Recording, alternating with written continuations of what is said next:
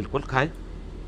روزے کے لیے سحری کھانا ضروری ہے بالکل. نبی اسلام نے اس کی تلقین فرمائی ہے, صحیح بخاری میں موجود ہے کہ آپ صلی اللہ علیہ وسلم نے اس کو برکت والا کھانا فرمایا اور جان بوجھ کے جو سحری چھوڑنا ہے اس کو ناپسند فرمایا. نصف شعبان کے بعد روزے رکھ سکتے ہیں, بالکل رکھیں. اگر آپ کنٹینیوسلی رکھ رہے ہیں تو صحیح مسلم میں ہے کہ نبی الاسلام پورا شعبان کا مہینہ بھی روزہ رکھ لیتے تھے. نصف شعبان کے بعد بھی رکھیں, لیکن بالکل جو کنزیکٹیو رمضان سے 2-3 دن پہلے ہے نا, ان دنوں میں نبی الاسلام نے روزہ رکھنے سے منع فرمایا تاکہ رمضان کا پروٹوکول ہو.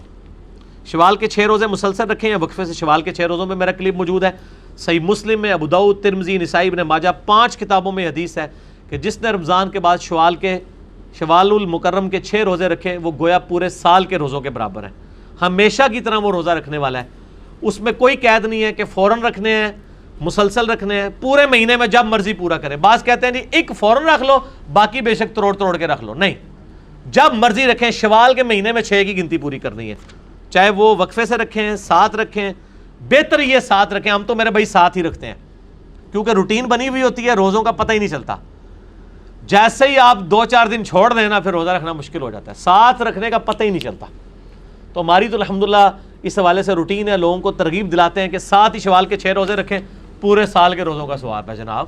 موج, پوری سال بندہ جمعرات اور منڈے کا روزہ سنت رکھتا رہے اور ایک بندہ صرف شوال کے 6 روزے رکھ لے.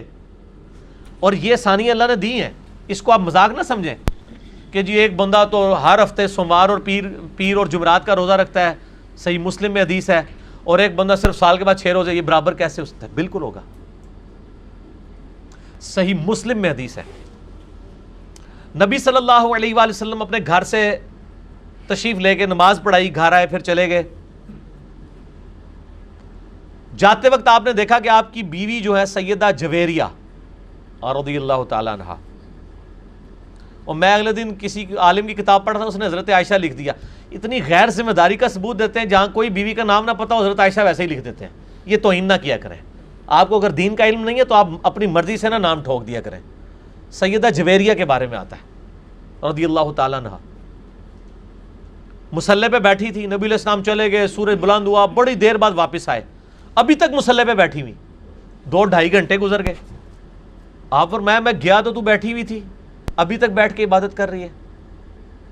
تو ان کا یا رسول اللہ میں اس وقت سے عبادت کر رہی ہوں. تو آپ صلی اللہ علیہ وآلہ وسلم نے فرمایا کہ تو صبح سے بیٹھی جو اعمال کر رہی ہے نا, میں نے ابھی آنے کے بعد 4 کلمات 3 دفعہ کیے اور مجھے تجھ سے زیادہ ثواب مل گئے.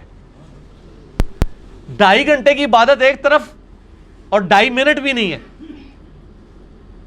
10 سیکنڈ کی عبادت ہے. سبحان اللہ وبحمدہ عدد خلقہ ورضا نفسہ وزینۃ عرشہ ومداد کلماتہ. یہ کلمات 3 دفعہ پڑھ لیں, ہمارے صبح شام کے اذکار میں. آپ نے فرمایا مجھے تم سے زیادہ ثواب ملے گا. انہوں نے نہیں کہا یا رسول اللہ مشقت تو میں نے زیادہ کاٹی ہے. بعض اوقات تھوڑی مشقت سے, سنت عمل کی برکت سے ثواب زیادہ مل جاتا ہے. ٹھیک ہو گیا؟ تو اس طرح شوال کے 6 روزے رکھیں, موجہ مارو. کدھر جناب سال کے 104 روزے, 52 جمعراتیں اور 52 سومواریں, 104 روزے. پھر ایام 20 کے روزے, 13, 14, 15, 12, 13, 36 روزے, 104 اور 36. کدھر 140 روزے رکھیں تب بھی پورے سال کے روزے نہیں بنتے, اور کدھر 6 روزے رکھیں پورے سال کے روزے. رمضان کے رکھ کے یا رمضان کے چھوڑ کے نہیں, رمضان کے بعد یہ ظاہر ہے. اتنا وچ پانی مدھانی نہ مارو, انج نہ کرو. تسی تو یہ پوچھ رہے ہو کہ ایک بندے نے نماز نہیں پڑھی تو آیت الکرسی پڑھ کے جنت ہی چلا جائے گا. وہ نماز کے ساتھ ہی ریلیٹڈ ہے نا. یہ سوال تو نہ کرو, لوگ پڑھا لکھا سمجھ رہے ہیں اتنے بیٹھے لوگوں کو. ٹھیک ہے, اس طرح سوال نہ کریا کرو. آج کے دور میں ایک روزے کا کتنے روپے فدیہ دیا جائے گا, ہر بندے کا ڈیفرنٹ ہوگا. ایک وقت کا کھانا, اگر آپ اعلیٰ درجے کا کھانا کھا رہے ہیں تو ظاہر 150 روپیہ تو بنتا ہی ہے, اور اگر آپ لوس درجے کا ہے تو 100 روپے کا تو بنتا ہی ہے, نہیں تو کم از کم 70-80 روپے کا تو بنے گا. آپ نے خود ڈیسائیڈ کرنا ہے کہ آپ جو کھانا اوسطاً کھا رہے ہیں جس قیمت کا, وہی آپ نے دینا ہے. اور میں نے بتایا تھا صحیح بخاری میں, انس ابن مالک جب بوڑھے ہو گئے تو وہ مسکین کو گوشت کے ساتھ روٹی کھلایا کرتے تھے. آپ دال ہی کھاندے سن, لیکن کہتے تھے کہ اللہ کے لیے کھلانا ہے تو گوشت کے ساتھ کھلانا ہے. ٹھیک ہو گیا جی؟ کیا روزے کی حالت میں بالوں کو کلر لگا سکتے ہیں؟ ضرور لگائیں جناب. آپ مسواک کر سکتے ہیں, آپ کلر لگا سکتے ہیں, آپ آنکھوں میں سرما لگا سکتے ہیں, البتہ دوائی نہیں ڈال سکتے, نہ آنکھوں میں نہ کان میں. پانی آنکھ یا کان میں چلا جائے کوئی مسئلہ نہیں. ٹھیک ہو گیا جی. خوشبو لگائیں سنت ہے, کیوں نہیں لگا سکتے, لگائیں. اچھا, بیمار آدمی کا فدیہ مسنون طور پر کیا ہے, بتا دیا نا جی, وہی ہے نا ایک وقت کا کھانا, یہ بھی ہو گیا. زکوٰۃ فطرانہ صدقہ کیا غیر مسلم کو دے سکتے ہیں؟ زکوٰۃ فطرانہ تو آپ غیر مسلم کو نہ دیں, عام جو صدقہ ہے منت کا نہ ہو وہ آپ غیر مسلم کو دے سکتے ہیں.